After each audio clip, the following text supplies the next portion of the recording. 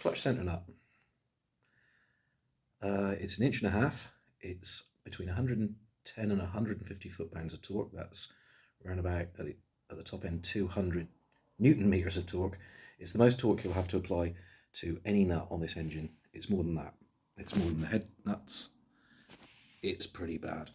And the other thing about it is when you go to turn it, it spins. It spins.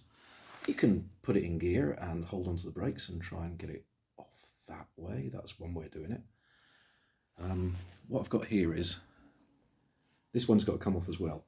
Both of them have got to come off. You can't get the primary chain off on its own. I mean, I've seen it done, but I've never managed it myself. It must have been incredibly worn. But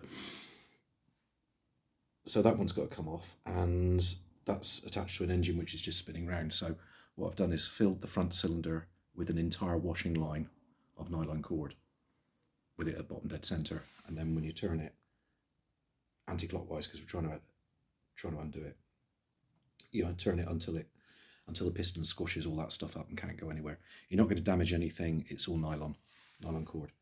Okay, what next? So back to that inconveniently rotating clutch centre.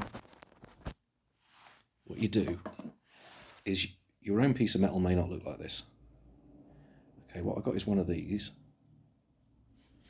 and what I do is I put it against one of the cutaways in the outside and up against one of these cutaways here.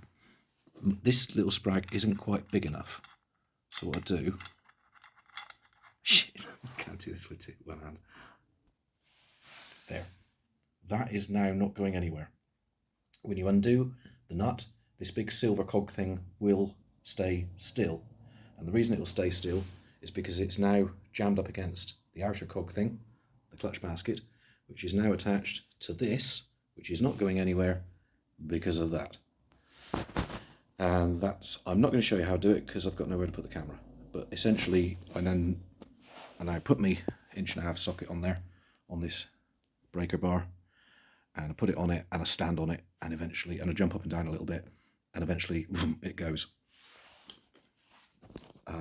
Reassembly is exactly the same, except in the opposite direction with a torque wrench. You still stand on it. Cheery bye.